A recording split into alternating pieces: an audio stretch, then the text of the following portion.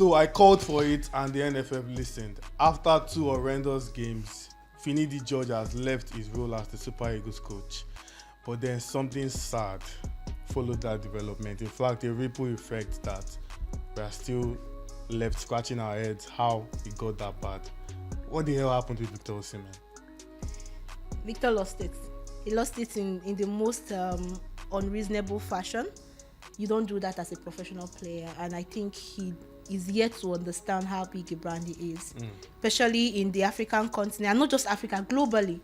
Because if you look at the Ballon d'Or ranking, for you to have been rated 8, that shows how big and how influential you are. You can't come out and rant like that at your manager, and not just your manager, an ex-international from your country. He's also a country legend. A legend. And you haven't, I will still say, apart from winning the African Cup of Nations, the African Best Player of the Year, Victor Osimhen is yet to lace the boot of Finidi George. He needs to still do a lot for him to get to that level, and there should be a level of respect. Yes, you have a passion to play for your country, and we love it. We have always shown that, but then there's a thin line between passion and lack of professionalism, and I think that's what Victor Osimhen showcased, and I'm really disappointed that he could rant at that manner, and all of it to think that it was a fake news. It makes it all bad. I wonder how he's going to swallow those words. For me, I'm disappointed in Nigerian media for spinning out fake news like this, but I'm more disappointed in Victor Osimhen because if we are going by that video, he has access to the coach. Yes, you could have verified this, but you chose to go on a live. Even if you want to rant, release a statement, release a professional statement, or sit down with a journalist and have an exclusive interview or something. Well, you just went, you went on a live to the point that Odion Igalo, many other people were telling him to end that live. And I think Victor Osimhen, for him to be called back into the Super Eagles exile, we still need him. Let's not pretend. We need him like mad. But two truths can coexist, and it's the fact that he disrespected the Super Eagles, he disrespected Nigerians by doing that, and he needs to apologize before he can come back to the team. That's just what I think. For me, I feel that let's even forget what Finidi did in terms of like his career. Even if Finidi was a nobody. Right, that is the coach of the national team. You have to respect the institution. That's something that I feel that a lot of people don't understand. You have to respect the institution that is this national team coach. And so when you are addressing national team coach, whether it's someone that has achieved or someone that has done nothing, that person is the national team coach. You have to respect that institution, and the way you address that person, the way you address the matter. Okay, you heard that this was said about you. It was just there like Finidi. No. So I was just like, come on, man. I call Finidi. The thing about Finidi George also is that, and players from that set, is that they paved the way for these guys. They had to endure so much worse so that these guys wouldn't endure as bad in Europe, being able to go abroad, because I mean it was from the Keshis and Co that Nigerian players were able to establish themselves abroad, and they validated the talents coming out of Nigeria, and that's why more Nigerian players are looked for, going forward. So it was really just disappointing for me as a fan of Osimhen. I won't lie to you. I hold the people I love, I hold them to the highest level of accountability or anything, higher standards. I expect the best from you, and if you are not hitting those standards, I'm going to tell you. I don't care how much I love you, I'm going to tell you, and that's just it for me.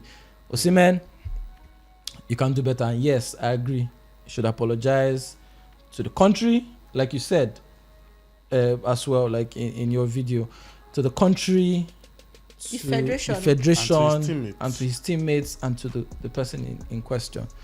It's very, very necessary. And to be honest, we should not do that whole because we need him. Yes, then he cannot apologize. No. Let the World Cup go to hell. Yeah, he can go to hell if he's not going to apologize. Like you have to.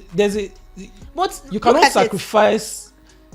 Because we are going to set a wrong precedent. Yeah, you're setting a wrong precedent. Just let this under the as far as you are special and you are important. Please, let's go to the World Cup. Yeah, what? Please. We do want to go to the World Cup. We just need to tell our followers. We have it's to always. The same thing we said when the NLC thing happened now, where people were like, this means that we'll not be able to qualify for World Cup.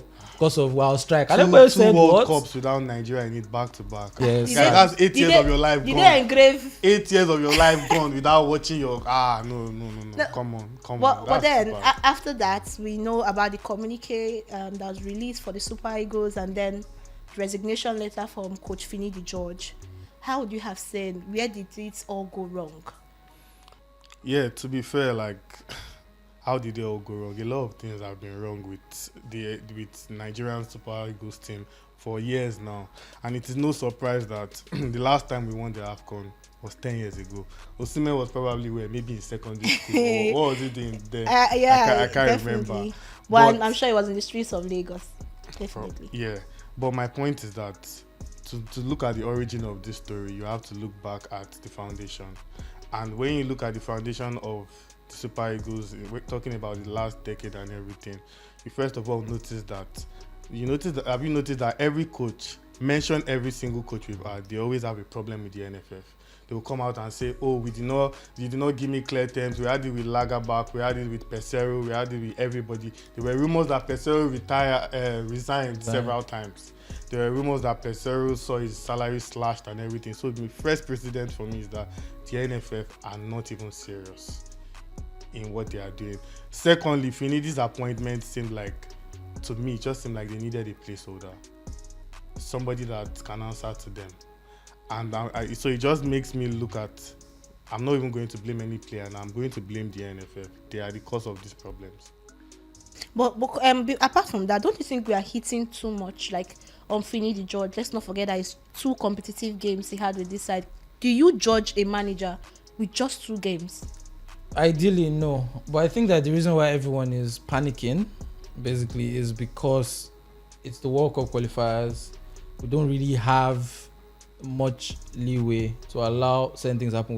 We've drawn 3 matches, lost 1 match. We're in trouble. And he was not the one that drew the two games. Lesotho, and everybody forgets that when they talk about this thing. But right now we need an intervention, right? And I think the reason why Finidi's position just became untenable was because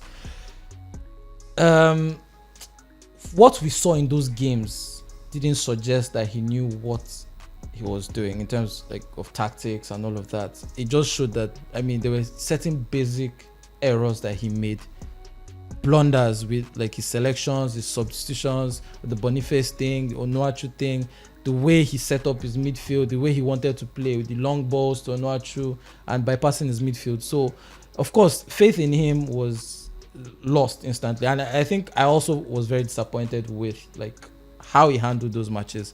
So that's the only reason why I have a problem with him continuing or anything like that. But overall, if we are going to be fair to him, he has not really been with this team. He has not had time to even train with this team that. But he was with Pesero. Yes, he was with Pesero. But there's a team line. So he knows this player as well. He knows them well, but there's a difference between being an coming assistant to impose yourself as the coach and compared to you being an assistant. But I also think that it's because he was an assistant that's continuity. They wanted that continuity. Yes, because I sort of have a different opinion, to be fair. I feel it is unfair that Finidi is just suffering this, but when you look at the qualifiers that we played, if you put in Olaino, if you put in Victor Osimhen, if you put in Trustekong, if you put in those 3 players in the lineup, you have a completely different outcome. Do you realize those 3 players were part of our core? Yeah. And very important players. Very important players in how we set up. If you put those 3 players back, you have a more solid looking. At least if Victor Osimhen assures you a goal. Exactly. And Finidi did not have that to call upon. But I think what disappointed Nigerians the most is, first of all, Finidi's body language. First of all, you came in and it was your first statement was that I don't believe in formations. Very wrong. No. Well, to go with that, I think for Finidi George, he got that job, and I think he did not. Just like we were saying, we need to learn how much of a brand we are. Finidi did not prep for that. I can assure you that if we lost to a Morocco or Egypt, it wouldn't be as scandalous. There won't be tantrums like this. But we were leading against Benin Republic. I mean no disrespect. But okay, this is not the first time something like this happened. We've lost to Central African Republic under Gernot Rohr. Should we be alarmed? No, we should. No, I'm saying that I know how important this. I'm not. Pesero lost to Car. Pesero actually lost his first 2 games too. Yes, that's you know, like our coaches, because that's why we are asking like 2 games, and we are the public is almost trying to.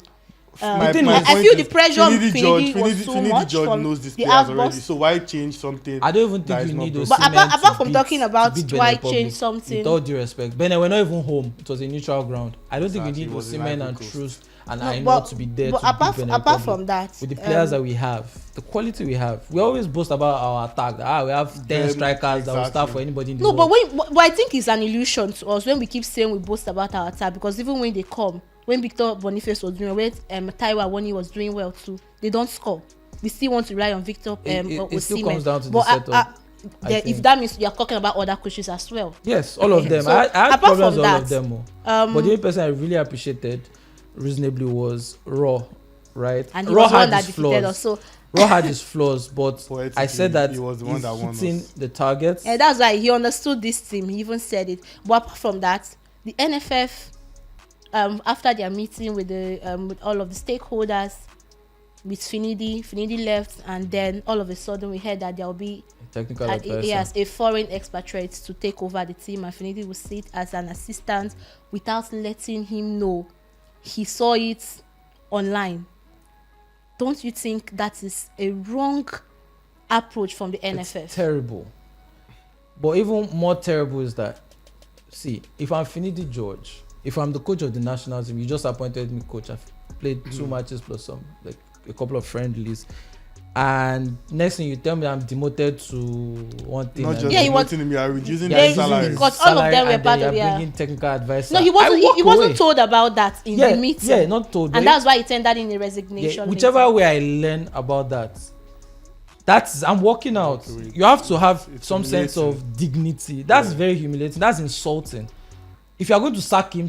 What do you mean you are bringing a foreign technical advisor? Basically, we are going to bring a supervisor for you since you know. Because he's demoted. Yeah, that they're trying to tell him that you need to still continue being an understudy coach. No, Finidi George is a league-winning coach. Yeah.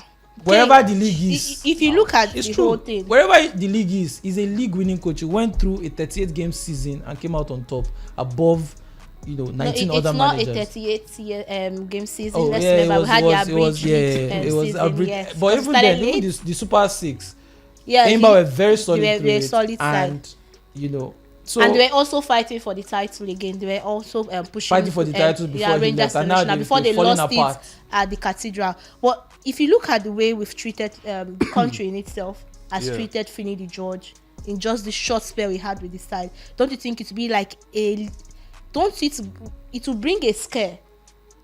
Are you sure we'll have any other indigenous coach take up a role like this at the Super Eagles, knowing how we are easy to throw it or pour it all out against our own? Any Nigerian coach that knows what is good for him should avoid this Super Eagles role right now. It is already looking like we are predestined to appoint a foreigner. That's what it is looking like. And on the back of Finidi George's sacking, I would say you can sack Finidi George, but if you take away the pot and you don't put up the gas, it can still get hot again. I feel those that were involved in Finidi George's appointment, that cabal, all of them to need to be sacked. No, but if we're talking about those, we are making it look like Finidi wasn't given this job on merit. And I think it's like a red flag we're setting, because if you look at it, that was an assistant with the side, and every other, even when Côte d'Ivoire sacked their coach, it was the assistant that was brought in. So I don't think we would say those. I think it's because of I will always say in Nigeria also say Nasi finish. If Finidi had won these 2 games, we wouldn't have said let's look at this coach, because it's not about tactics. Spain did not have most of the possession, but they won Croatia. But so that's it. Even when we're talking about respect, we are trying to demand respect for Finidi from Osimhen, from the players and all of that. But if NFF can undermine him like this, that's what I'm saying. For other indigenous coaches, it's not going to be a big. It's not good at all. And like the point you were making about like progression, France, they created this succession of managers where after Jacquet, there was someone that was taking over, after Gerardule and Jackie like that, Yeah, you know, until the and then there was a Shells came. point where they went against that and went outside to now get someone else, and there was a big uproar. And Jackie stood up and said, "No, this is not what we planned. We had a succession. Whoever was coming after me you have trained under me. You have watched the team. You've understood the team. If that's what we want to be doing, let's do it." The assistant takes over after this person goes, so that there's continuity. Someone that knows. I'm actually a title-winning coach myself. But okay, don't forget I'm that. a title-winning coach myself, but I don't think NFF can afford me. But don't forget that the last time we won the AFCON, it was an indigenous coach that won it, late Stephen Keshi, the big man himself. And if you look at the World Cup, every country that won it, we know how it went. They won it with their own. But we must not do a quota thing where we say, "Oh, let's just hire an indigenous manager for the sake of it." It must be on merit, like we said. Yeah. So, but at the end of the day, we still have to look forward to the 2026 World Cup qualifiers. Sure. And what do you think we can do to salvage the hopes of the country? It's true. We have the AFCON qualifiers. It's true. The AFCON qualifiers. Let's make sure the new foreign expatriates comes early, so that he can know how to pick up these teams that he wants. We play in September. We try and qualify as early as we can for the AFCON. From there, you can gel, because the next qualifiers is March next year for the World Cup. So I think that's what we need to do. What do you think, Kolade? I don't think anything. I think only God Yeah. can save us at this point. I will just leave it there. Only God can save us. Come on, it's not impossible. It's Rwanda, Benin Republic. You can't beat Lesotho and Zimbabwe. It's not with Zimbabwe. And Lesotho and Zimbabwe. Only God, And we have a lot God of can away save games us. now. Yeah, only God can save us at this point. That's my own. There's time, Sha. There's time. Let's see. Okay, and that's all we have today on today's episode of the podcast. Thank you for joining us. Remember to subscribe, to like, and follow and comment, and let us know your opinions as well. And hit that notification bell so that whenever we drop a video, you are aware and you're able to join us really quickly. Also, we've hit over 1,000 subscribers. Thank you so much for that. It shows that you're enjoying our content and that what we're saying is resonating with you, and we hope that you join us for many more videos, and we can hit 2,000, 10,000, 50,000, 100,000, 1 million, and 10 above. billion, Okay. like Mr. Gracias. Beast. Okay. But, yeah, thank you so much for joining us, and have a wonderful time. Ciao.